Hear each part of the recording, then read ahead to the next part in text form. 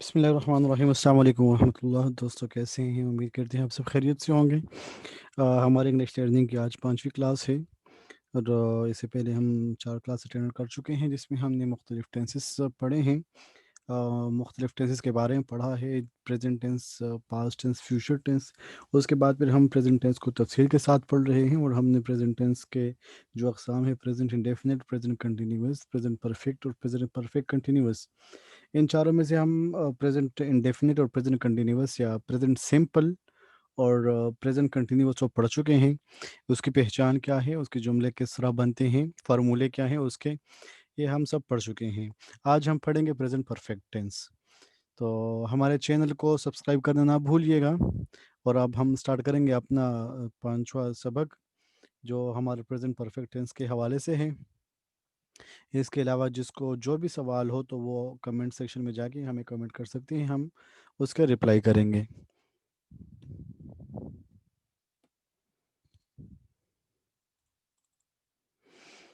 तो आज आते हैं हम प्रेजेंट परफेक्ट टेंस के बारे में। प्रेजेंट परफेक्ट टेंस क्या है और इसकी पहचान क्या है, जुमले किस तरह बनेंगे इसके।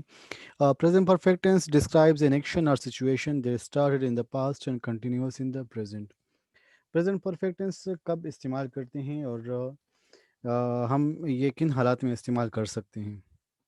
तो प्रेजेंट परफेक्ट टेंस उन जुमलों के लिए या ऐसे कामों के लिए इस्तेमाल होता है जो माजी में शुरू हुआ हो लेकिन अभी तक शुरू वो कंटिन्यूअस चल रहा हो, अभी कंप्लीट नहीं होता।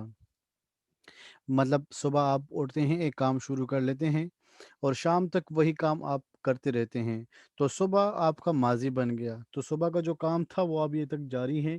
तो ऐसे जुमले को, ऐसे ज़माने को हम प्रेजेंट परफेक्ट टेंस कहते हैं। मिसालें क्या हैं इसकी? She has worked in the bank for 5 years, he has eaten a burger, we have played cricket, you have broken the glass. ये इसकी मिसालें हैं, ठीक है। She has worked in the bank for 5 years, वो 5 सालों से बैंक में काम कर रही है। मीन 5 साल पहले क्या है, उसने काम शुरू किया है। 5 साल पहले उसका माजी था, लेकिन अभी तक यानी हाल में भी वो इसी बैंक में काम कर रही है। तो ऐसी हालत को या ऐसे काम को हम प्रेजेंट परफेक्ट कंटिन्यूस कहते हैं। यानी वो काम जो माजी में शुरू हुआ हो और हाल में भी वो चल रहा हो, तो ऐसे जुमले को या ऐसे ज़माने को हम प्रेजेंट परफेक्ट टेंस कहते हैं। फिर प्रेजेंट परफेक्ट टेंस, इसके फार्मूला क्या है? तो सबसे पहले तो क्या होता है, सब्जेक्ट। सब्जेक्ट के बाद हैज़ या ही, हैव या हैज़ इस्तेमाल होता है। पास्ट पार्टिसिपल या थर्ड फॉर्म ऑफ वर्ब इस्तेमाल होता है। थर्ड फॉर्म ऑफ वर्ब इसको पास्ट पार्टिसिपल भी कहते हैं। थर्ड फॉर्म की पहचान किया है, मिसाल के तौर पर अब हम जिस तरह कहते हैं वॉक, वॉकड, वॉकड, तो ये वॉकड इसकी सेकंड फॉर्म है और एक और वॉकड ये इसकी थर्ड फॉर्म है। तो प्रेजेंट परफेक्ट टेंस में हम वर्ब का थर्ड फॉर्म इस्तेमाल करते हैं और ये याद रखें, वर्ब के थर्ड फॉर्म को पास्ट पार्टिसिपल भी कहते हैं। मिसालें क्या है? He has worked in a factory. अब देखें, ही has worked in a factory. अब वर्क जो है वो फर्स्ट फॉर्म है, वर्कड जो है वो थर्ड फॉर्म आ जाता है, ठीक है। वी हैव प्लेड क्रिकेट, हम क्रिकेट खेल चुके हैं। We have eaten food and they have cooked their food. ये हमारे पास प्रेजेंट परफेक्ट टेंस के फार्मूले के मुताबिक हमने कुछ जुमले बनाए हैं, जिसमें सबसे पहले वर्ब आएगा, वर्ब सब्जेक्ट आएगा, सब्जेक्ट के बाद फिर हैज़ या हैव का इजाफा होगा और उसके बाद हम वर्ब का थर्ड फॉर्म इस्तेमाल करेंगे या पास्ट पार्टिसिपल जो वो हम इस्तेमाल करेंगे। अब प्रेजेंट परफेक्ट टेंस बनाने के लिए जिस तरह हमने पहले जिक्र करा कि वर्ब का थर्ड फॉर्म इस्तेमाल करेंगे हम। तो वर्ब का थर्ड फॉर्म हम बनाएंगे कैसे? तो इसमें कुछ रेगुलर वर्ब्स होते हैं, कुछ इरेगुलर वर्ब्स होते हैं। तो रेगुलर वर्ब्स का थर्ड फॉर्म बनाना बहुत ही आसान है, क्योंकि उसके आखिर में हम डी या ईडी का इजाफा करते हैं। जिस तरह से पहले मिसाल में हम देख चुके हैं, वर्क, वर्कड, ईडी का हमने इजाफा किया तो वो क्या बना? थर्ड फॉर्म बना। कुछ हमारे पास इरेगुलर वर्ब्स होते हैं, मिसाल के तौर पर ईट, ड्रिंक, स्लीप एटसेट्रा। इनका थर्ड फॉर्म बनाना ज़रा सा मुश्किल होता है, तो आपने ज़रा ध्यान देना है इस चीज़ को। The past participle is usually formed by adding ed or d to the end of the verb, but there are many irregular verbs in English. Regular verbs देखें आप, work, help, cook, bore, etc. इसका past participle या third form किस तरह बन रहा है? Worked, helped, cooked या बोर्ड। आप देखें तो हमने इसमें ईडी या डी का इजाफा किया है।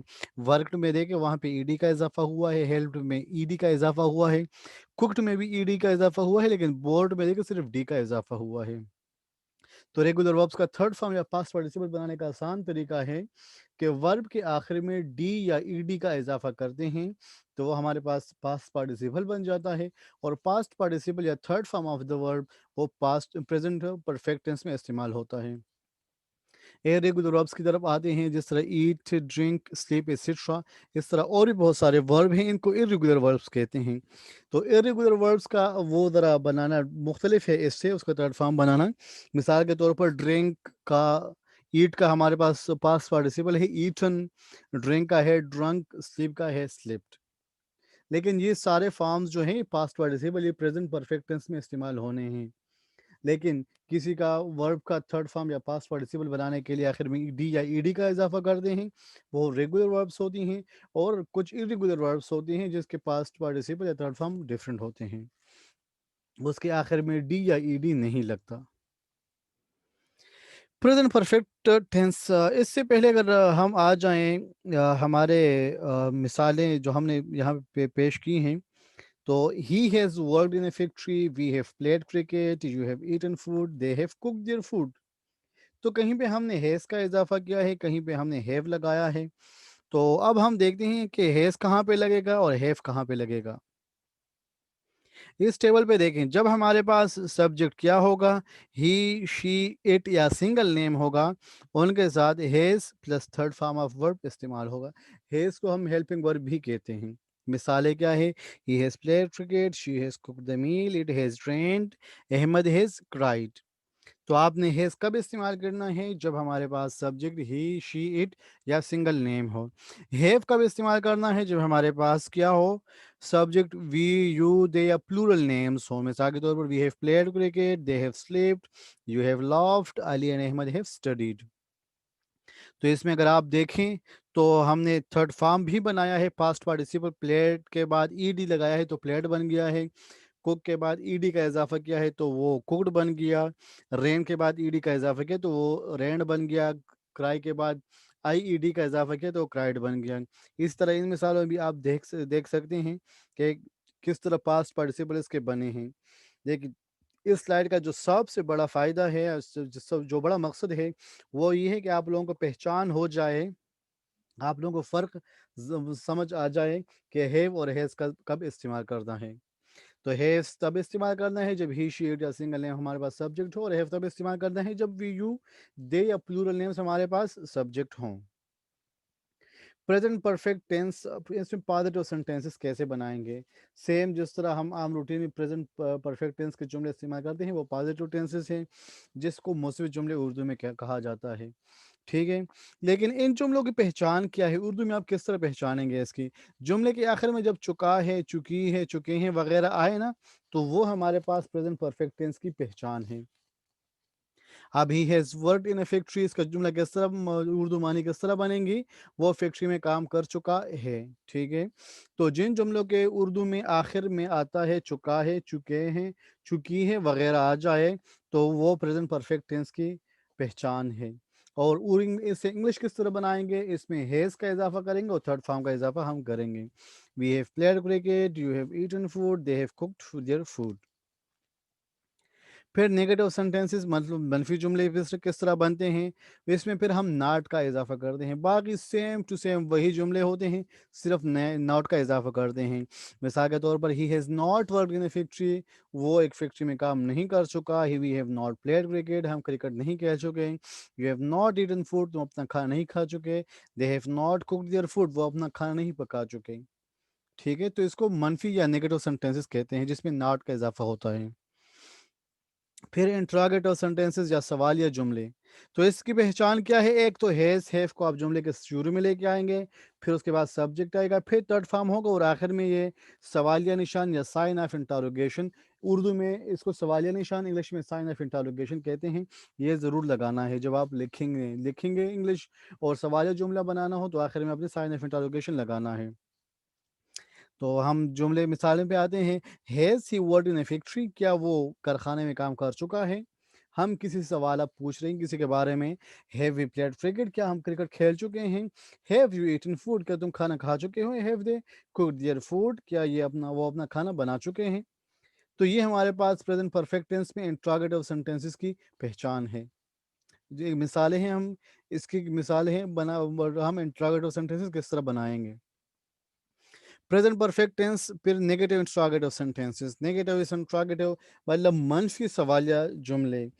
तो इसमें क्या है, हैज हैव को शुरू में लेके आना है, सब्जेक्ट फिर नॉट का इजाफा होगा इसमें।